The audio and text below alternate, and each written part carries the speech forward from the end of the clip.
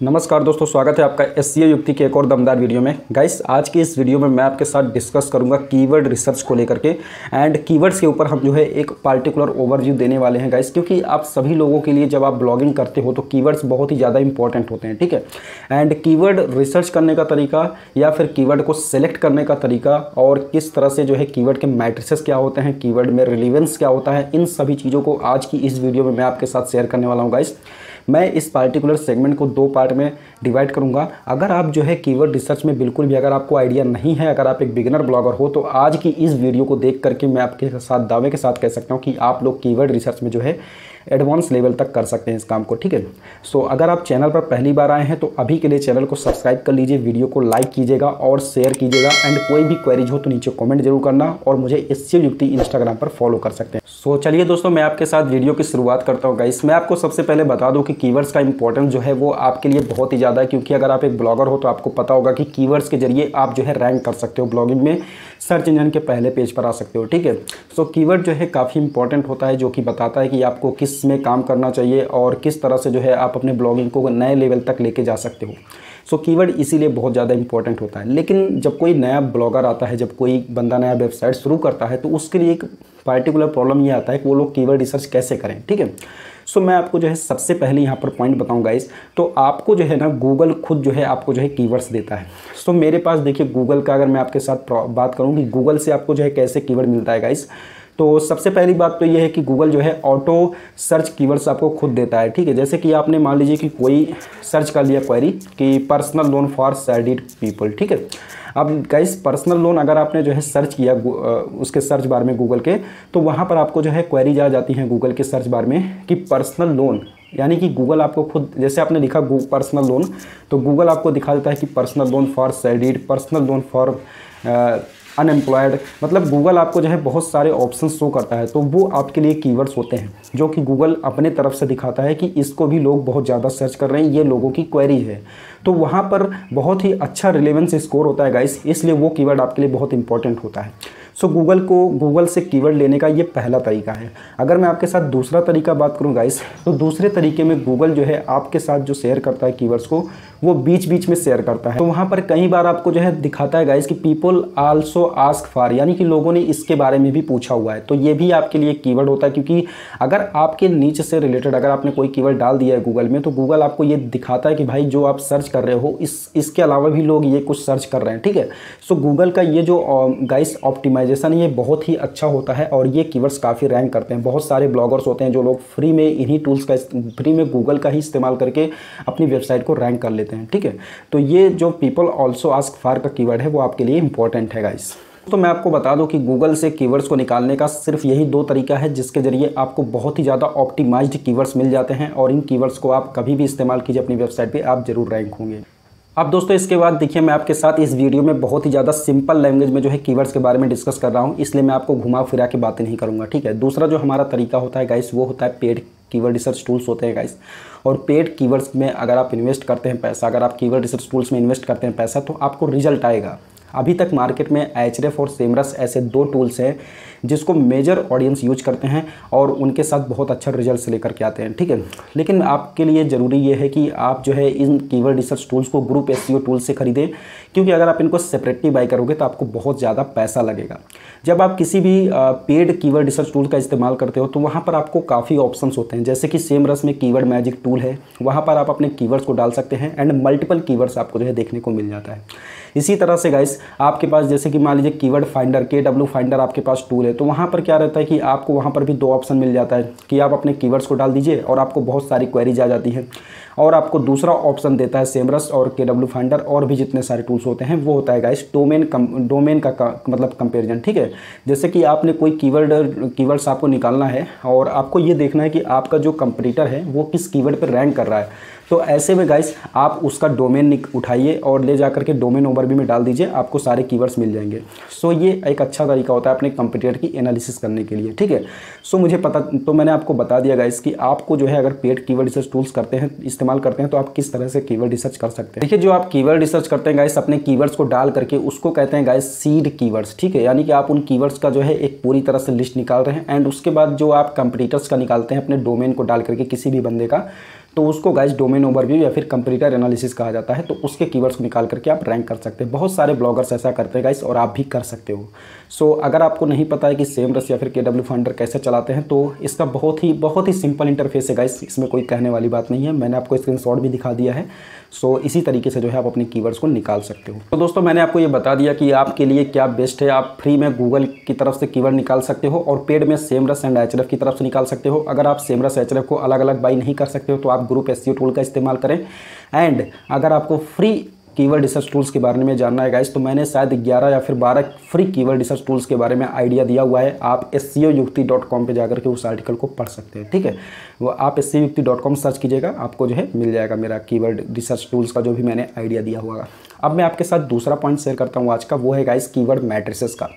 देखिए जब कीवर्ड्स का हम लोग एनालिसिस करते हैं, जब हम लोग कीवर्ड्स को निकालते हैं गाइस, तो वहाँ पर एक ट्राइपॉड फार्मूला काम करता है, ठीक है। मैं आपके साथ वो ट्राइपॉड फार्मूला शेयर करता हूँ गाइस। ट्राइपॉड फार्मूला में देखिए सबसे पहले ये होता है कि आपका जो कीवर्ड होना चाहिए गाइस, वो उसके पास कुछ अच्छा खासा ट्रैफिक होना चाहिए। जैसे हम लोग कोई भी कीवर्ड सर्च कर रहे हैं गाइस, तो ऐसे कीवर्ड्स को नहीं उठाना है जिसके सर्च वॉल्यूम कम हो, क्योंकि आपको उसमें ज़्यादा रिजल्ट नहीं आएगा। अल्टीमेटली आप मेहनत करने जा रहे हो उस कीवर्ड को टारगेट करके अपने आर्टिकल को लिखने में, ठीक है। तो आपके लिए सबसे ज़्यादा इंपॉर्टेंट होता है इस पार्टिकुलर ट्राइपॉड रूल में कि आपके कीवर्ड पर जो होता है डिसेंट ट्रैफिक होना चाहिए।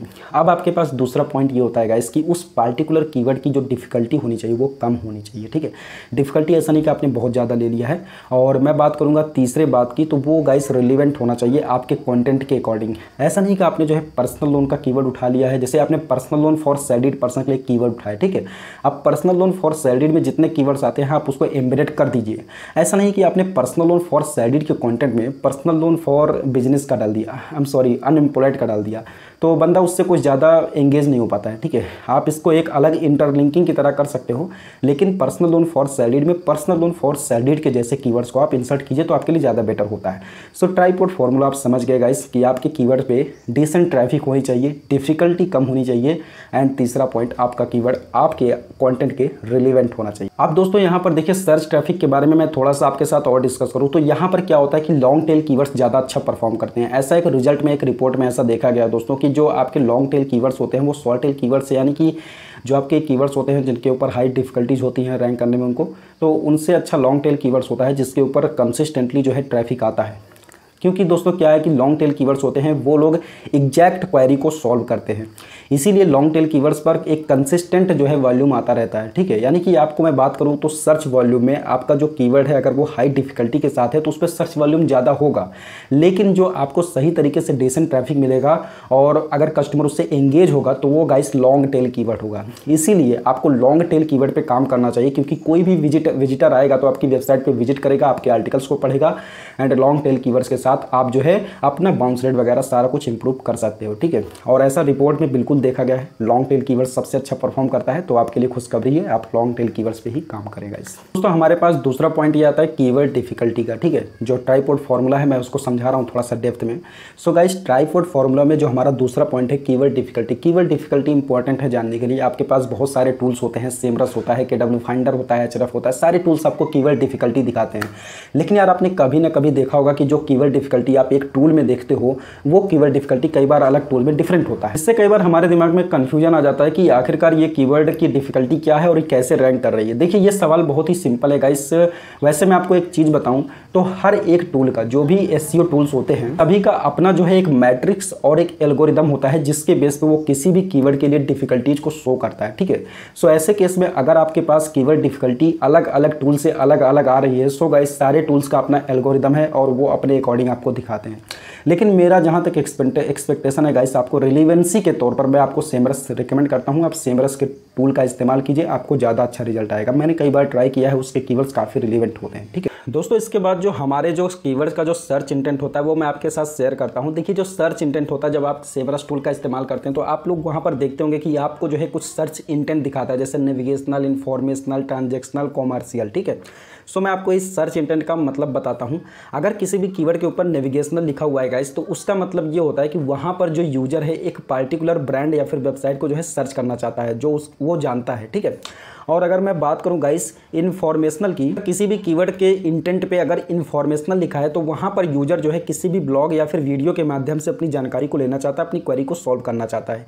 इसका मतलब इन्फॉर्मेशनल कीवर्ड्स पे आपको काम करना चाहिए, कम कीवर्ड डिफिकल्टी वाले।